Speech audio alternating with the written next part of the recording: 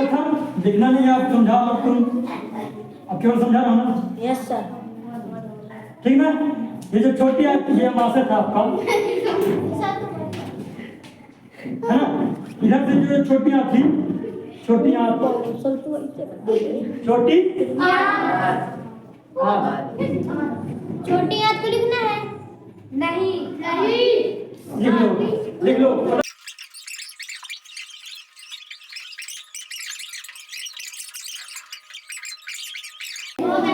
हमने कल बताया था इसको अगर लंबी करके देखोगे तो बहुत बड़ी होती है।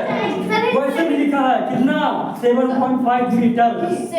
सुनो मतलब कि ये जो मेरा हाथ है ना, ये लगभग 2 मीटर का होगा। कितना मीटर? 2 मीटर। अभी इसी तरह देखो और बगल में खड़ा कर दो मेरे, फिर उसका आधा और खड़ा कर दो। 4-5 मिनट। जैसे ये मेरा हाथ है यहाँ का, ये 2 मीटर, ये 2 मीटर, ये 2 मीटर, 6 मीटर हुआ। हमें 7.5 करना है ना, तो लगभग 7.5 यहाँ तक होगा। तो सोच लो इतना, ये एक कदम बाजा, एक आदमी, 2 आदमी, 3 आदमी, 4 आदमी, 3 आदमी इस तरह कर ले, 3 आदमी इस तरह कर ले। जैसे मैं हूँ, एक आदमी ये हो गया, फिर एक आदमी ये हो गया, एक आदमी ये हो गया, 3 लोग हो गए। एक ठो बच्चा या फिर एक ठो आदमी और आए, इस तरह अपना हाथ कर ले, इस तरह। तो इतनी बड़ी नलिका होगी।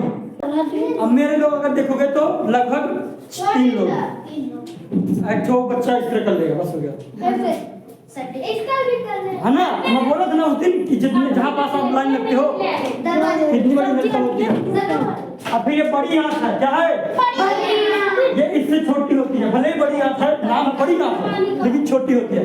जैसे किसी किसी का नाम रहता, अरे सुनो तो,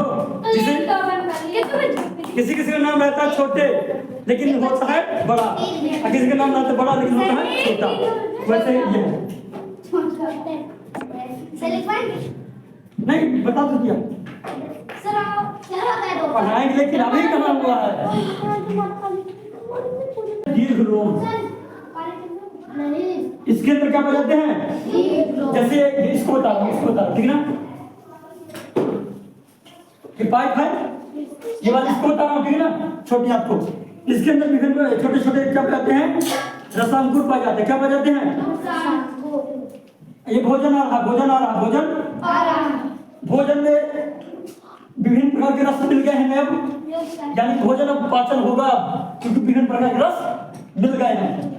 अब जब भोजन का पाचन होगा तो भोजन टूटेगा, मतलब कि कार्बोहाइड्रेट मंड में यानी शुगर में टूटेगा, वसा फैटी एसिड में टूटेगा। अभी तो नहीं पता आपको, चलो ठीक है। अभी पाचन हुआ, पाचन हो गया, अब उसको कोई सोखने वाला चाहिए कि नहीं चाहिए? तब ना हमारे पूरे शरीर में एनर्जी आएगी। अभी एनर्जी नहीं आई, मतलब आग भी थोड़ा सुनो तो। हाँ इधर है, इधर छोटी छोटी क्या पाई जाती है? रेसे पाई जाती हैं। मैं भगा दूंगा। हाँ देखो छोटे छोटे रेसे पाए जाते हैं। अब ये भोजन की पोषक तत्व को क्या करेगी? खींचेगी। अच्छे से बता रहा हूँ, ध्यान सुनना। ये भोजन है, भोजन के पोषक तत्व को कौन खींचता है? ये इसका क्या नाम है? दीर्घ रोम। क्या नाम है? नाम नहीं है, मैं बाद में लिखवाऊंगा। दीर्घ रोम, दीर्घ रोम पाया जाता है। अब फिर दीर्घ रोम किससे जुड़ा होता है? ब्लड नलिका से, मतलब खून की नली से। अब पोषक तत्व तो खींच के कहाँ मिला देगा? दीर्घ रोम खून में। अब खून तो पूरा हाथ होता है, डॉक्टर पूरे हाथ, तो पूरा एनर्जी आ जाएगी ना जाएगी? देखो एनर्जी अभी समझ रहे हो, अभी केवल इसलिए दिखवाने रहा, ठीक है ना। तो भोजन का अवशोषण कहाँ होता है? क्या बताओगे? छोटी आंत में। भोजन का अवशोषण कहाँ होता है?